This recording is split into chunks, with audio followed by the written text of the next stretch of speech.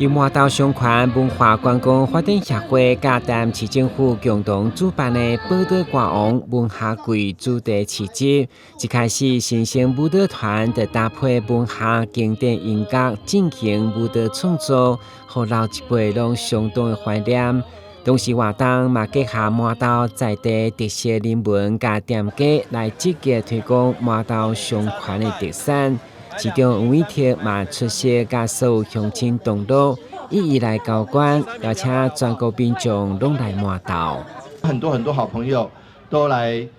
这个缅怀，怀念我们的宝岛歌王，嘛是咱杰出的台南子弟。今天借了这个机会，